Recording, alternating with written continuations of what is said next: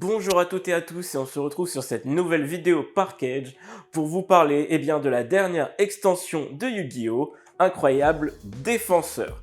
Alors, ce n'est pas une extension, on va dire, majeure de Yu-Gi-Oh! Mais cela reste néanmoins une sortie très intéressante puisqu'elle va ramener dans le TCG trois nouveaux archétypes que l'on va découvrir ensemble. Le premier archétype dont je vais vous parler, il s'agit de celui-ci, c'est Sauvetage AS. Sauvetage AS, ça va être un archétype qui va ressembler étrangement à des pompiers dans Yu-Gi-Oh! Mais alors, des pompiers qui sont de véritables guerriers et qui ont accès à des véritables machines de guerre pour éteindre le feu chez vos adversaires. On va avoir notamment en boss monster Turbulence des Sauvetages AS, qui, en bannissant deux des cartes marquées Sauvetage AS depuis votre cimetière, va permettre de s'invoquer spécialement. Du coup, vous pouvez invoquer directement un monstre de 3000 d'attaque. Mais en plus, il va vous permettre d'aller directement chercher dans votre deck et jouer sur votre terrain 4 cartes pièges ou magie de type sauvetage AS. Ces cartes magie et pièges vont être très importantes car couplées au prochain monstre dont nous allons parler, Hydrant des sauvetages AS, qui est en soi la bouche à incendie dont a besoin tout pompier pour éteindre un feu, cette carte, une fois posée sur le terrain, si vous contrôlez un autre monstre sauvetage AS, elle va être inciblable par les effets de carte de votre adversaire, mais aussi elle ne peut être la cible d'une attaque de votre adversaire. Elle est donc intouchable tant qu'elle est avec un monstre sauvetage AS. Et ça va être très important car garder ce monstre sur notre terrain va permettre de déclencher des effets supplémentaires avec nos cartes magie et nos cartes pièges. Couplé à ça, vous avez d'autres unités sauvetage AS qui vont être des monstres qui vont pouvoir s'invoquer spécialement quand votre adversaire déclenche un effet, ou alors se sacrifier de votre main et aller directement au cimetière pour empêcher votre adversaire de déclencher ses effets, sachant que, avec déjà deux monstres au cimetière, on peut invoquer notre Turbulence des Sauvetages AS. Voilà, ça va être un archétype très fun à jouer, et j'aime beaucoup cette idée d'avoir des pompiers équipés de grandes machines de guerre pour aller faire face au feu régnant sur le terrain de votre adversaire. Le deuxième archétype qui va arriver dans cette extension, c'est l'archétype Purelli qui va contenir ces charmantes petites bébêtes. Et oui, à l'instar un peu des Melfi, on va retrouver des monstres aux artworks très mignons. Alors avec bien sûr la carte phare et clé du deck, c'est-à-dire le monstre de niveau 1 Purelli, qui va permettre de regarder le top 3 de son deck et d'ajouter à sa main une magie Purelli.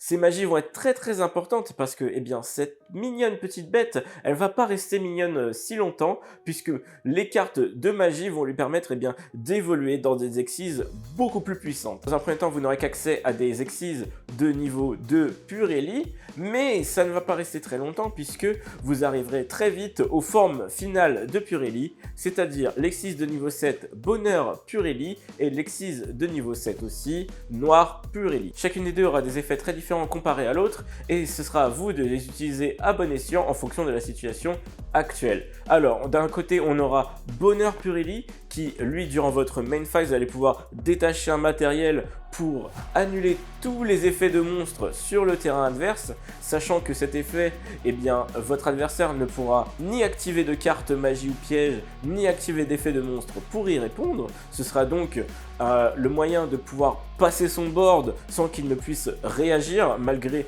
toutes les interactions qu'il aura prévues. A contrario, si vous êtes premier joueur et que vous réussissez à construire un board, vous pourrez avoir accès à Noir Purelli. Si vous utilisez deux de ces matériels, son effet va vous permettre de cibler un monstre adverse sur le terrain ou dans le cimetière de votre adversaire et de le placer sous le deck.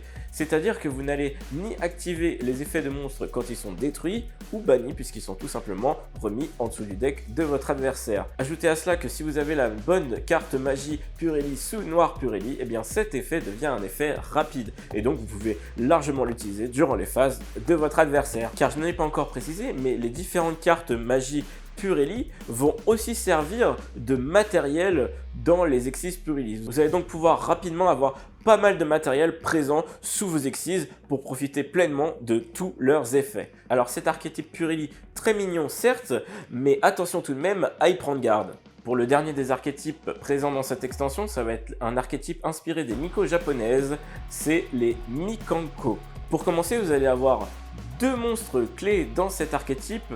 D'un côté, Aré, l'épée Mikanko, et de l'autre côté, Nini, le miroir Mikanko. Alors on peut remarquer tout de suite que ce sont des monstres qui ont une attaque et une défense de 0, mais leur effet leur permet de ne recevoir aucun dommage lorsque ce monstre est attaqué par votre adversaire. Et cela va même plus loin, puisque lorsque ces monstres sont équipés d'une magie d'équipement, les dégâts de battle que vous auriez dû recevoir, ils sont transmis à votre adversaire. À l'instar de l'épée Amazon de l'époque, vous allez pousser votre adversaire à vous attaquer, taper dans vos monstres pour ensuite lui infliger des dégâts. Alors bien sûr, pour faire cela, vous aurez accès à des magies d'équipement qui vont vous permettre soit d'invoquer un monstre adverse sur son terrain au cas où il n'en est pas et de le pousser à attaquer vos Mikanko. Il y a un équipement qui va vous permettre par exemple de prendre le contrôle d'un monstre adverse et de pouvoir attaquer avec au cas où la stratégie de vos Mikanko ne suffit pas. Il va aussi y avoir un équipement qui va vous permettre de renvoyer une Mikanko dans votre main et un monstre dans la main de votre adversaire au cas où il vous faut gérer le board. Bref, plein de possibilités. Et à cela se rajoute une forme rituelle pour vos Mikanko sous la forme de Oihime. Oihime qui va être, on va dire, le pinnacle de cette stratégie, puisque elle, en effet rapide, elle va pouvoir vous permettre d'équiper une de vos Mikanko par une magie d'équipement. Ce qui est très important, puisque imaginons que nous sommes du coup en battle phase, que vous êtes en train de vous faire attaquer, que votre adversaire se dit qu'il va pouvoir détruire votre Mikanko. Certes, il ne vous infligera pas de dégâts, mais au moins il n'en recevra pas et votre monstre sera détruit et il ne vous sera plus possible d'en profiter au tour suivant. Cette Oihime va permettre de jouer une magie d'équipement depuis votre cimetière, de l'équiper avec vos Mikanko et de profiter de tous leurs effets et ainsi surprendre votre adversaire. Voilà, c'est un peu le tour pour ces 3 archétypes. À noter à cela qu'il y a quelques reprints intéressantes dans cette extension, notamment de Gizmek, dont le fameux Orochi qui permet de s'invoquer spécialement en bannissant 8 cartes.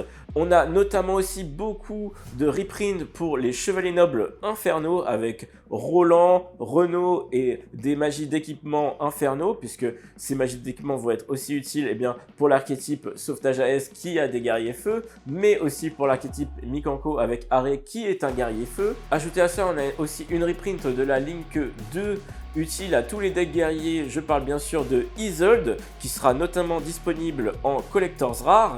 Et pour finir, pour aider l'archétype Purili, nous allons avoir un reprint de 1 pour 1 qui est donc la magie permettant d'invoquer directement depuis votre deck un monstre de niveau 1 et qui elle aussi va bénéficier d'une version Collectors Rare dans cette extension. Voilà, j'espère que cette petite vidéo sur la dernière extension Incroyable Défenseur vous a plu. N'hésitez pas à nous partager en commentaire l'archétype que vous attendez le plus parmi les 3. Si vous le souhaitez, toutes les cartes à l'unité et les produits en scellé sont disponibles sur notre site Parkedge. Et moi, en attendant, je vous dis à la prochaine. Portez-vous bien!